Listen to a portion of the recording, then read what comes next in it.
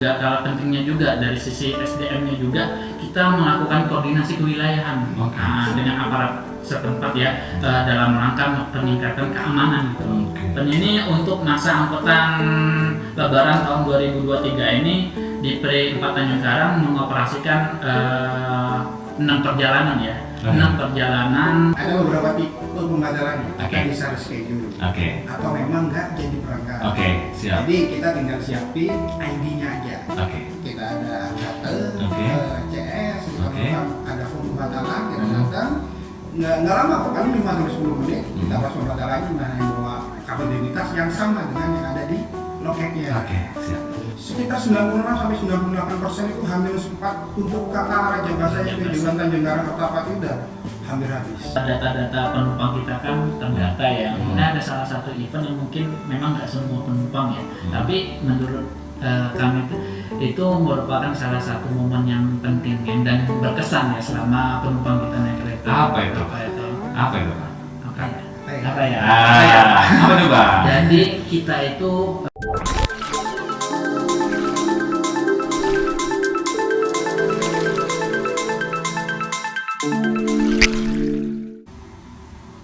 Assalamualaikum warahmatullahi wabarakatuh. Kembali lagi bersama saya Emil Fajar Saputra di podcast Antara Lampung.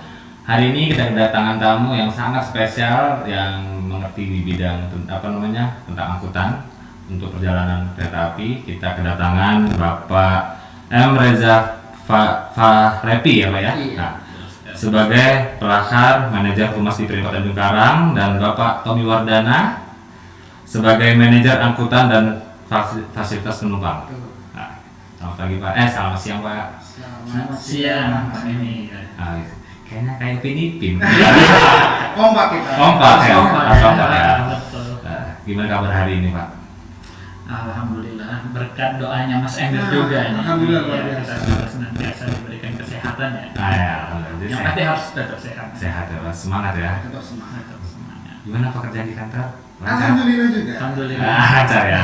Kayaknya berkat doa Mas Emil juga. Iya. Meskipun kita agak prepare ya karena memang bentar lagi udah mendekati puasa, mendekati Lebaran ya, jadi kita lebih ekstra. Ya, jadi hari ini kita datang dua tamu spesial dari PT Kereta Api di Pri 4 Tanjung Karang. Untuk mempersingkat waktu, kita terus Pak ya, lanjut ya. Siap. Untuk pertanyaan pertama nih, jawab pertama kita dengan Mas. Aku manggilnya Mas apa Pak ini? Enaknya? Kayaknya abang aja, kayaknya 11-12. Oh iya boleh abang, abang ya. Abang ya. Kalau Kayaknya lebih kak. Boleh. Sambil Kak Tommy ya. Oke, untuk Bang Reza. Bagaimana kesiapan PT Kereta Api di Pri 4 Tanjung Karang menghadapi arus mudik Lebaran tahun 2023? Oke, baiklah, terima kasih Mas Emil ya terkait dengan kesiapan menjelang ataupun dalam rangka angkutan Lebaran ya, khususnya di tahun 2023 ataupun di tahun 1444 Hijriah ya, benar 44 ya Mas Emil ya. Nah di sini alhamdulillah kami telah melakukan beberapa kegiatan ya, yang pastinya untuk persiapannya itu bisa meliputi dari sisi kesiapan SDM-nya, terus juga ada kesiapan antisipasi gangguan sarana dan prasarana gitu. Nah untuk apa sih yang kesiapan dari sisi kesiapan SDM-nya itu dimulai kami dari jauh-jauh hari juga sebelum masa angkutan Lebaran ini kami telah membekali dari jajaran kita teman-teman operasional itu dengan diklat-diklat terpadu gitu loh. Jadi secara otomatis kompetensi teman-teman di lapangan itu memang sudah mumpuni di bidangnya masing-masing seperti itu ya. Nah selain dari diklat terpadu itu juga kita telah melaksanakan sejenis kayak uji petik. Uji petik itu juga bisa kita lakukan secara online maupun offline gitu ya. Siap. Nah di situ. Terus juga yang kedua masih kesiapan dari sisi SDM-nya juga ya. Sudah tentunya ketika ada angkutan Lebaran pasti ada posko angkutan gitu ya. Nah di situ kami berupaya untuk memaksimalkan posko angkutan itu agar pelaksanaan angkutan Lebaran di wilayah di Pri 4 Tanjung Karang ini berjalan secara lancar. Nah, terus juga selanjutnya nggak kalah pentingnya juga dari sisi SDM-nya juga kita melakukan koordinasi kewilayahan dengan aparat setempat ya, dalam rangka peningkatan keamanan gitu. Peningkatan keamanan penumpang baik itu selama di area stasiun maupun selama dalam perjalanan kereta api tentunya gitu ya. Nah selain itu juga yang tidak kalah pentingnya Mas Emir, kesiapan kita juga itu dari sisi antisipasi dengan adanya gangguan sarana ataupun prasarana nantinya pada saat selama masa angkutan lebaran ini. Nah antisipasi pada angkutan sarananya gitu ya, itu sebelum memasuki masa angkutan lebaran ataupun pada masa di awal masa angkutan lebaran itu kita berkolaborasi nih dengan teman-teman yang ada di Kementerian Perhubungan yang dalam hal ini teh diwakilin oleh Balai Teknik Perkeretaapian. Kita melakukan ramcek misalnya gitu. Ramcek betul sekali. Nah ramcek itu adalah ya inspeksi ya terkait dengan standar pelayanan minimum baik itu terhadap sarana perkeretaapiannya maupun juga terhadap stasiunnya, khususnya ya di wilayah di Perempatan Cikarang ini seperti itu. Nah di situ. Nah selain itu juga kita ada posko juga ya Kak ya, ada posko sarana loh. Jadi bukan cuma SDM-nya aja yang diposkokan, tapi sarananya juga lokomotif posko gitu ya. Terus juga kayak adanya tren dan lain sebagainya. Nah dari sisi antisipasi prasarananya juga kita menyiapkan alat material untuk siaga, AMUS namanya. Nah, selain itu juga kita melakukan ataupun menambah petugas ekstra yang ada di lapangan baik itu dari PPJ, JPJ dan lain sebagainya. Mungkin itu sedikit persiapan untuk dalam rangka mensukseskan angkutan lebaran di tahun 2023 ini. Seperti itu. Banyak sekali sudah disiapkan ya? Iya. Banyak sekali ya. Selanjutnya Pak, kan tiketnya sudah bisa dipesan nih Pak. Mungkin sudah dari jauh hari. Berapa sih jumlah tiket kereta api yang disiapkan dan kereta api apa saja yang dioperasikan Pak? Oke, sebelum kita berbicara terkait ketersediaan tempat duduk ya mungkin ya seperti ketersediaan tempat duduk. Nah di sini kita harus tahu dulu nih kereta api apa sajakah yang dioperasikan di sekarang ya. Nah di sini untuk masa angkutan Lebaran tahun 2023 ini di Pre 4 Tanjung Karang mengoperasikan 6 perjalanan ya. 6 perjalanan kereta api. Yang pertama yaitu 2 perjalanan kereta api Ekspres Rajabasa relasi Tanjung Karang Kertapati. Nah itu di 2 perjalanan itu masing-masing kereta ada ketersediaan tempat duduk sebanyak 530 masing-masing kereta. Jadi sekali berangkat. Jadi kalau 2 kali perjalanan 2 kali 530 ya 1060 ya. Itu khusus untuk KA Rajabasa relasi Tanjung Karang Kertapati. Yang tiketnya dapat dipesan H-45 loh. H-45 dan sebelumnya itu di H-30 ya. Nah, itu juga merupakan salah satu peningkatan pelayanan kami juga kepada masyarakat selaku pelanggan setia PT Kereta Api seperti itu. Terus yang kedua ya KA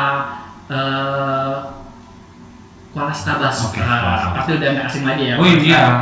Nah di sini Kuala Stabas ini kita operasikan sebanyak 4 perjalanan, 4 frekuensi perjalanan relasi Tanjung Karang Batu Raja 2 kali PP. Masing-masing ketersediaan tempat duduk di masing-masing kereta ini sebanyak 384.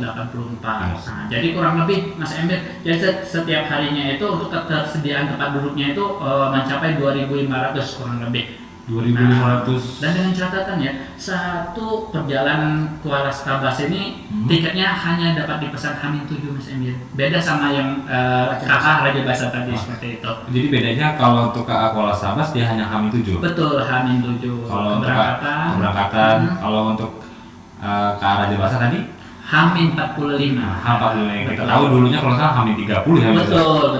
Itu sangat. Nah mungkin kalau untuk yang ini nanti bisa nanti ya. Untuk selanjutnya nih mungkin ke Pak Tommy nih ya. Nah, untuk tiket apakah sudah bisa dipesan dari jauh hari serta bagaimana cara pemesanannya? Bila penumpang ingin membatalkan, apakah ada biaya pengembalian? Nah, tadi menyambung dari Bang Reja ya. Iya, Bang Reja. Dia udah jelaskan kalau pembelian untuk khusus KA Kolastabas Ya. kita H-7. Untuk yang KA Raja Basa H-45. Untuk pembeliannya kita bisa via official web KAI. Kemudian aplikasi kita sendiri nih, KAI Akses. Masih lagi. Sudah udah download belum nih? Sudah. Kemudian channel eksternal tentunya. Kemudian bisa kita guso. Tentunya guso ini pada saat hari H di loket-loket yang ada di stasiun di wilayah Tanjung Karang. Nah, untuk pembatalan ini ada beberapa tipe ya. Apabila kita pembelian melakukan KAI Akses di via aplikasi, itu lebih gampang nih. Kita nggak perlu datang ke loket, kita tinggal klik aja. Sampai tidak bisa ya? Bisa dong. Nah, download KAI Akses. Itu kita bisa, tapi ada tengah waktunya maksimal 3 jam sebelum keberangkatan. Dan pengembaliannya bisa via transfer selama 30 sampai 45 hari. Tentunya dengan biaya pembatalan kita juga nih sebanyak 25%. Untuk yang di Guso, kita datang ke loket melakukan pembatalan itu maksimal 30 menit sebelum keberangkatan. Tentunya dengan sama kita dapat potongan 25%. Terus pengembaliannya bisa transfer atau kita datang cash. Itu masanya 30 hari. 30 hari. Nah, kan pembatalan kan tadi kan kalau untuk itu kan 30 menit sebelum keberangkatan. Nah, waktu di Goso kan. Nah, itu apa sih yang harus disiapin nih kalau misalnya ada masyarakat datang nih, Pak saya nggak jadi berangkat Pak karena hari ini mungkin besok tuh, jadi atau dia ngebatalin untuk berangkat hari ini. Apa sih yang dibawa harus sama masyarakat nih? Jadi gini, calon penumpang. Ada beberapa tipe pembatalan kita bisa reschedule. Atau memang nggak jadi berangkat. Siap. Jadi kita tinggal siapin ID-nya aja. Kita ada datang ke CS, kita ada form pembatalan, kita datang. Nggak lama kok, paling 5-10 menit kita pas pembatalannya yang bawa kartu identitas yang sama dengan yang ada di loketnya. Siap. Saya sangat mudah dari saya. Simpel dong. Jadi dengan KAI Akses sudah bisa, terus Goso juga masih. Itu memang ini Bang Emir, kita itu sejalan dengan transformasi digital udah digabungkan oleh PT KAI tahun lalu nih. Jadi semua memang kedepannya akan berbasis aplikasi berbasis teknologi. Jadi semuanya itu kita mau pembelian atau apapun itu dengan mudah. Jadi intinya kita memanjakan penumpang. Karena bisa pesan di mana saja, kapan saja. Itulah hebatnya KAI Akses.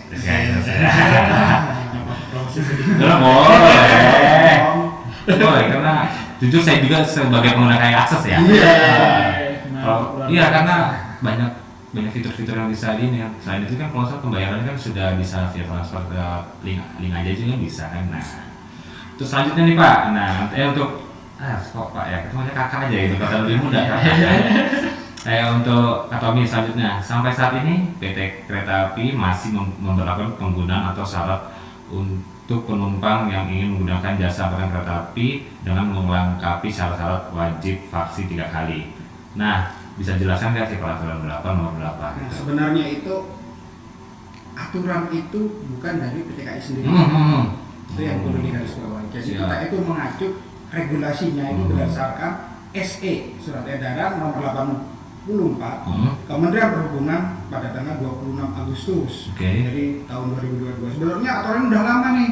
Cuma memang di lapangan ya kita malu mungkin atau sosialisasi atau apa. Jadi masyarakat pengguna kereta api di wilayah Tanjung Karang, Bandar Lampung ini masih banyak yang belum teredukasi terkait dengan aturan tersebut. Makanya tugas kita sama Bang Reja ini sosialisasi ke masyarakat. Salah satunya melalui podcast Antara.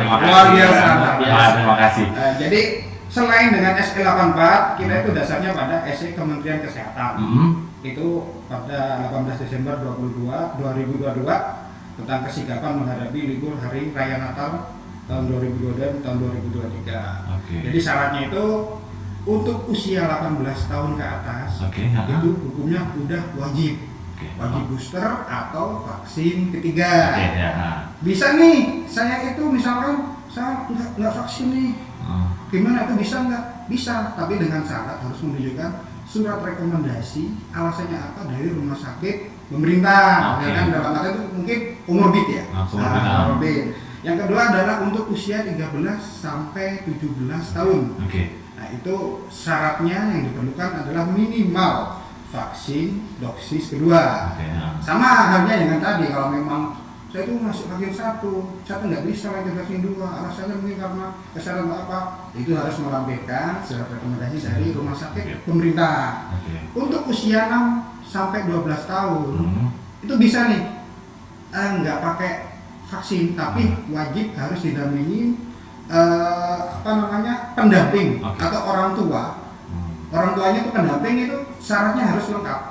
Dia harus lengkap dalam artian sesuai dengan regulasi SG tersebut. Langsung siap, Pak? Iya, betul sekali. Ternyata kan mungkin banyak calon luar sana, Mas. Calon penumpang nih, banyak belum tahu nih peraturan ini. Memang. Iya. Tapi seperti itu, Mas. Jadi tiap hari itu kadang pembatalan tiket itu kita tuh ada 5 orang karena mereka gagal berangkat karena nggak tahu.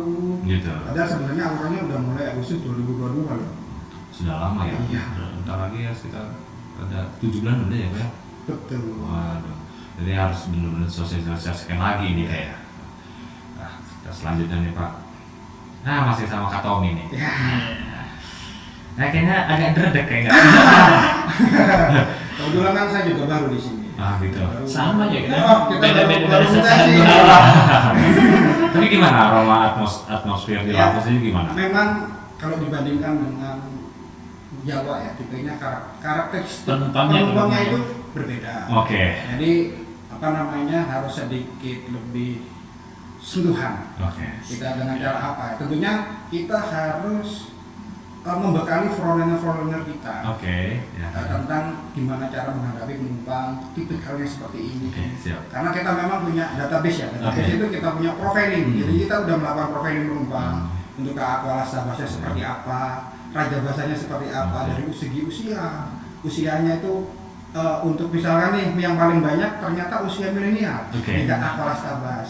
Tentunya dengan kita mengetahui usia itu, kita bisa men-treatment nih strategi marketing apa yang harus digunakan untuk menggrab penumpang, karena kita juga memiliki strategi untuk agar okupansi penumpang semakin meningkat, yang awalnya tidak menggunakan KA menjadi KA, betul. Yang menjadi pelanggan KA menjadi pelanggan yang loyalis.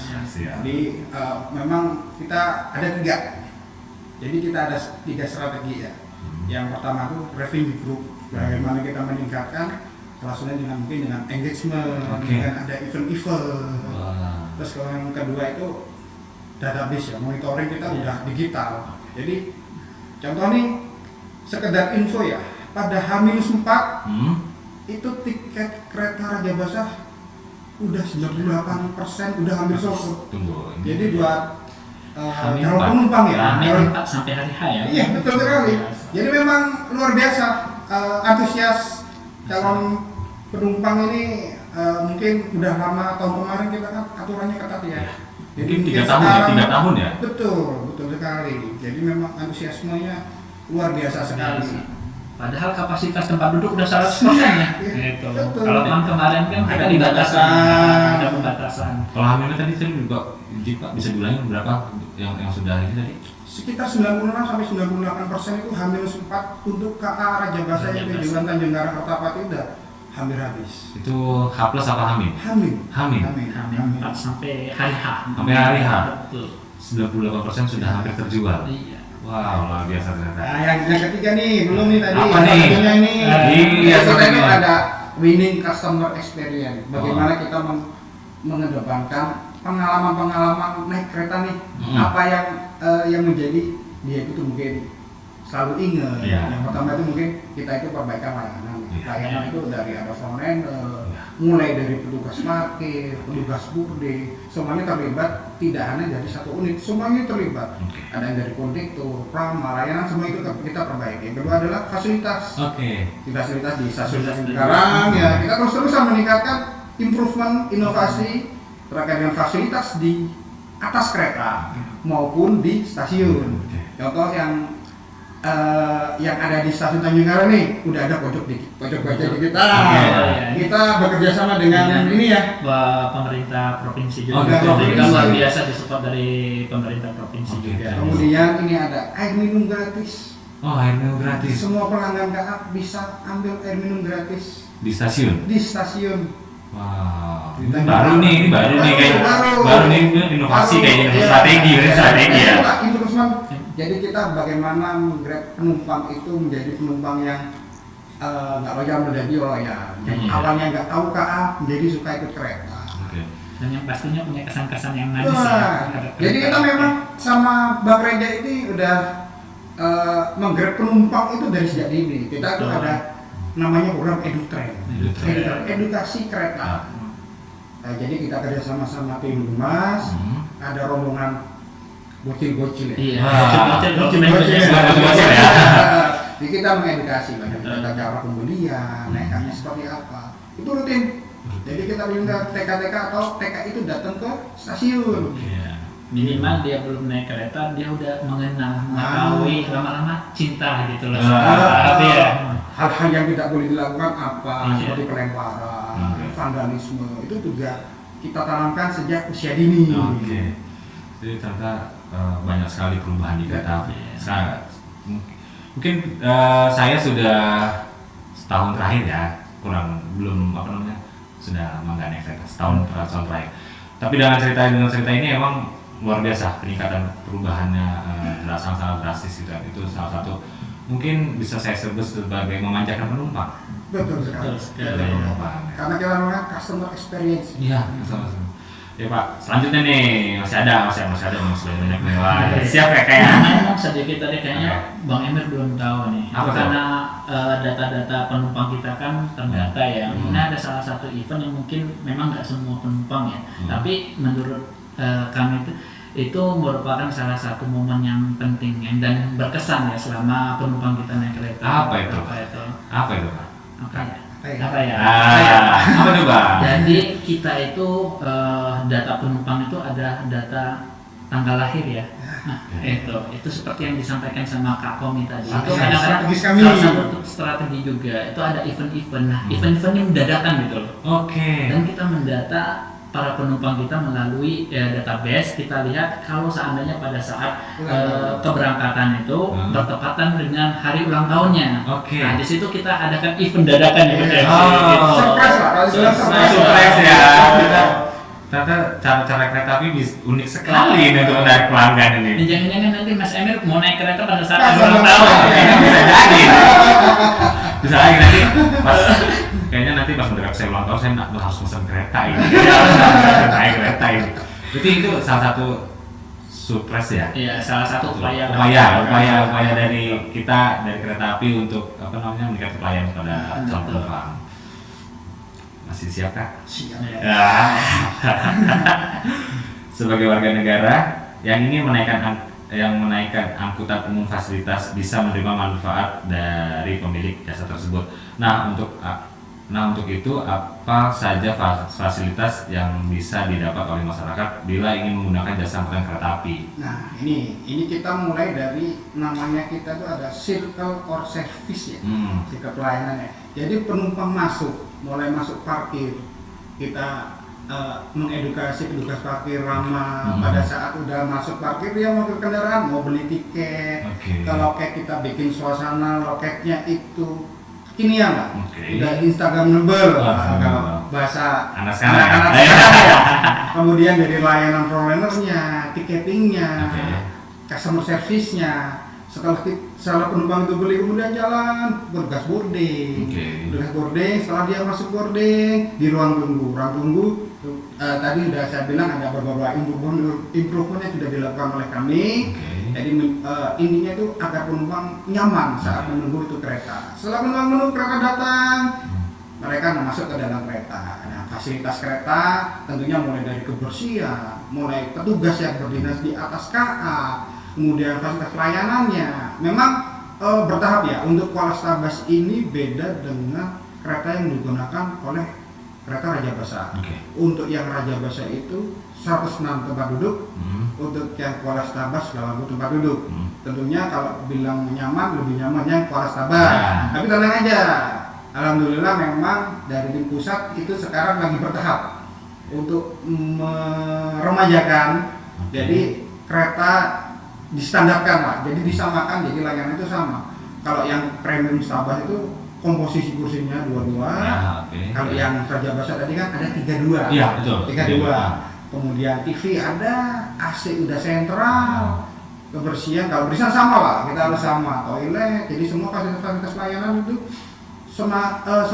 semakin lama kita harus meningkatkan. Gak boleh ketinggalan zaman, karena layanan itu nggak ada batasnya ya. Nggak akan kembali menurun, jadi kita semakin meningkatkan apa yang menjadi prioritas, apa yang menjadi keinginan pelanggan seperti apa, sampai penumpang itu turun di stasiun. Jadi ininya kita itu meningkatkan kenyamanan, keamanan, jadi penumpang itu merasa nyaman dan aman pada saat naik kereta api. Ya. Pak, Bapak tadi kan ada fasilitas. Nah, Bapak bisa sebutkan fasilitas lainnya yang ada di stasiun? Mungkin ada pojok baca. Kalau nggak salah saya pernah ke sana itu ada taman bermain anak deh kayaknya. Sudah ada. Ini kemarin kan memang pada saat pandemi ini kita ada instruksi untuk sementara dihilangkan. Jadi memang untuk gitu. yang taman bermain anak itu kita ganti pojok baca digital. Yang lebih keren. Yang lebih keren anak sekarang ya. Pakai PC, kita bisa nonton edukasi. Wah, saya harus datang ke kereta api, ke stasiun saya. Karena sudah sangat berubah berarti ya. Betul. Masih ada Pak? Sementara cukup untuk yang di free tadi sekarang. Kalau tadi kan Bapak sebutkan di EKK tadi sebutkan di stasiun Tanjung Karang nih. Kalau stasiun-stasiun lain itu gimana? Ya kita bertahap memang. Jadi memang mulai stasiun Kota Bumi udah, kalau bahasa zamannya sekarang makeover lah. Makeover lah. Jadi ruang tunggu, kemudian Batu Raja, Martapura, dan menutup kemungkinan ya kita bertahap. Stasiun yang lain. Oke, siap. Jadi para calon penumpang nggak perlu takut datang ke kereta api ataupun ya kita mungkin kalau ya masih ada imit-imit sama orang-orang dulu ya, mungkin orang-orang tua dulu ya, naik kereta api dengan panas gitu kan, empel-empelan gitu kan, masih banyak calon. Sekarang tidak lagi. Kayak akses atau bisa di warung-warung lampu masih bisa. Channel eksternal ya kerjasama. Itu jadi sangat mudah sekali sih, bisa dan nyaman, dalamnya dingin. Jujur saya naik Kuala Stabas itu sampai minta kecilkan AC-nya. Saking dinginnya itu. Tapi benar sangat ramah para tugas keretanya. Dia sangat ramah sekali. Bahkan Bapak perlu apa? Gitu kan, mau kemana gitu kan, porsi nomor berapa, langsung diarah. Responsifnya ya. Wah, itu emang. Jadi kita evaluasi nggak cuma berdiri di situ aja. Gitu. Kita lakukan survei kepuasan pelanggan. Udah puas belum sama layanannya? Aku udah puas sampai 100 lah Pak. Kira-kira yang ingin ditingkatkan apa? Jadi itu kita minimal 2 bulan sekali itu kita melakukan survei layanan kepada pelanggan tentang kepuasan pelanggannya seperti apa. Dari parameter itu kita bisa menentukan juga langkah yang harus dilakukan seperti apa. Contoh nih, misalkan hampir 80% ternyata jadwal perjalanannya nggak sesuai. Soalnya ini udah jam masuk kantor, ini seperti ini. Jadi kita kaji ya, namanya kita kajian. Plus minusnya seperti apa, karena nggak semua permintaan juga dipenuhi kan. Betul. Jadi kita melakukan kajian baiknya seperti apa, kita komunikasi dengan tim kantor pusat, kemudian baru dirumuskan. Jadi suara-suara pelanggan ini tetap kita dengar. Sama 2 bulan sekali Pak ya. Iya. Selanjutnya nih kalau ini kayaknya untuk Abang Reja. Kembali abang lagi. Udah mulai ke abang. Kakak sudah. Nanti abis ini ke kakak lagi. Kayaknya dari tadi sudah nunggu nih kayaknya. Nggak sabar. Penasaran saya. Masih. Ada PT Kereta Api Diferi Tanjung Karang masih memberlakukan penumpang wajib vaksin booster. Iya. Pada penumpang usia tertentu. Nah, dan apakah pemberlakuan surat PCR atau antigen sudah tidak lagi berlaku? Bisa jelaskan sedikit sih Kak. Gitu, Abang ya, abang ya, Abang Reza. Kalau ini Kakak Tommy ya. Oke. Karena masih banyak masyarakat atau calon penumpang lain belum mengerti nih. Itu bisa dijelaskan sedikit, Mbak. Terkait untuk aturan persyaratan yang sudah disampaikan sama Kak Tommy ya, Kak Tommy tadi, ya kita pada prinsipnya kita akan taat patuh ya, di mana PT Kereta Api itu selaku operator, sedangkan ya selaku regulasinya tetap kita menyesuaikan daripada pemerintah.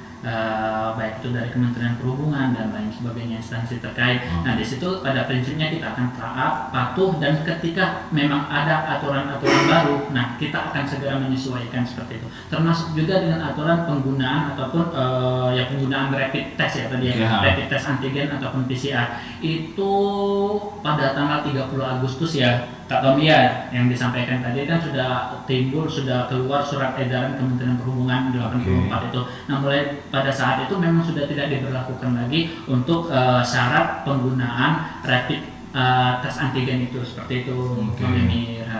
Jadi untuk rapid test dan PCR itu sudah tidak berlaku lagi sejak untuk saat ini. Untuk saat ini ya. Kita nggak tahu nanti jika ada aturan-aturan ke depan update surat edaran dari Kementerian Perhubungan ataupun instansi terkait. Nah, maka dari itu kita akan segera menyesuaikan seperti itu. Oke, siap. Jadi masyarakat itu khususnya untuk usia dari 17 tahun ke atas itu harus bisa 18 tahun ke atas itu untuk bisa melengkapi vaksin boosternya. Betul. 12 sampai 17 benar 12 sampai 17 Kak.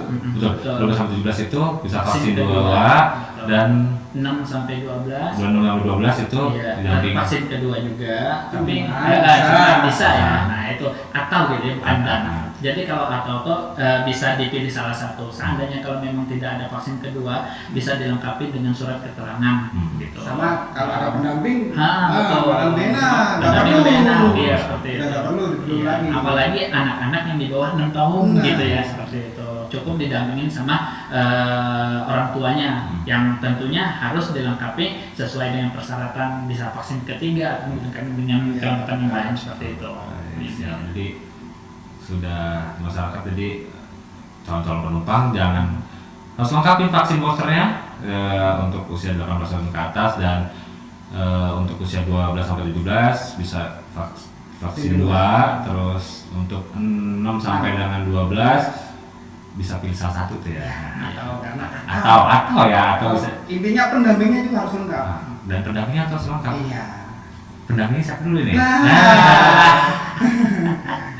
Ya mungkin kita di penghujung pertanyaan nih. Aduh, ini untuk belum udah ujung nih. Berbeda kan rasanya. Asiknya ngobrol sama Bang Emir. Iya, siap. Ini mungkin siapa dulu nih ya?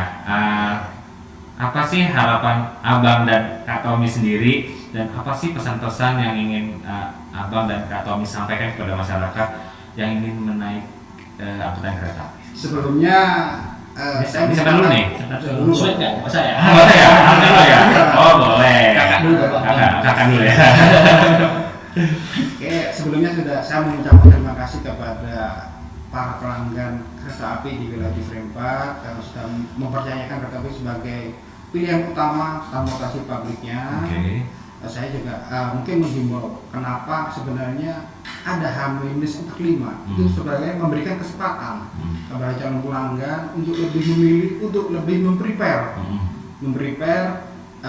perjalanannya itu tanggal berapa. Jadi ada kesempatan seperti itu. Mungkin yang saya hanya mengingatkan untuk lebih teliti pada saat membeli tiket, tanggalnya, apalagi yang utama adalah syarat perjalanannya. Itu tadi. Jadi mulai boosternya itu jangan lupa, jangan ada kejadian pada saat nyampe stasiun ditolak nggak bisa naik. Itu harapannya kami di sini. Terima kasih juga kepada Antara yang memberi kesempatan ya. Jadi kita bisa sosialisasi juga ini Bang Reja ya. Ya, perjalanannya. bisa. Jadi salah satu wadah sosialisasi yang sudah difasilitasi loh sama teman-teman Antara. Siap, terima kasih Bang. Nah, mungkin itu cukup dari saya. Oke, siap, terima kasih Kak. Untuk Abang sendiri? Oke, kalau dari saya tidak lupa juga kami memberikan apresiasi ya, ucapan terima kasih juga kepada pemerintah Provinsi Lampung ya, di mana tadi kami mungkin secara bisa dikatakan secara langsung ataupun tidak langsung pemerintah Provinsi Lampung ini memberikan peningkatan upaya pelayanan ya terhadap kereta api, di mana sudah ada pojok baca digital ya. Pojok baca digital di stasiun, sehingga penumpang kita yang lagi bete, yang lagi sedih gitu, yang lagi saat nunggu keberangkatan bisa terhibur dengan adanya pojok baca digital, Pocadi ya, Pocadi seperti itu. Dan juga kami juga menghimbau kepada seluruh pelanggan kita ya. Ini kan kita berupaya untuk meningkatkan keamanan ya. Nah, di sini pada masa angkutan Lebaran ini juga kami menghimbau kepada seluruh pelanggan setia kita untuk tetap bersama-sama dengan kita, berkolaborasi untuk dapat menjaga keamanan ya. Mulai dari tidak memakai perhiasan yang mencolok dan lain sebagainya, sehingga dapat meminimalisir terjadinya tindak kriminalitas, baik itu selama di area stasiun maupun selama dalam perjalanan. Seperti itu aja. Terima kasih sekali himbauannya. Terima kasih Abang Reja yang sudah berkesempatan hadir, Kakak Tommy yang juga sudah hadir pada siang hari ini di podcast Antara Lampung. Jadi banyak yang bisa tarik kesimpulan di sini. Pertama, PT Kereta Api di Frame Tanjung Karang sudah banyak mempersiapkan untuk menyambut angkutan Lebaran 2023 atau 1444 Hijriah ini, gitu kan.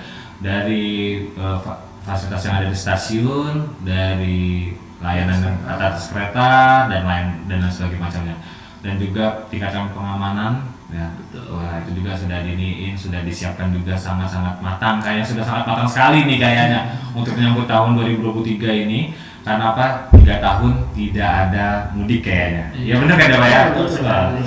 Jadi antusias masyarakatnya memang lebih luar biasa. Ya, jadi sudah banyak kita kesimpulan. Terima kasih sudah hadir Abang dan Kakak, gitu kan, sudah di podcast ini.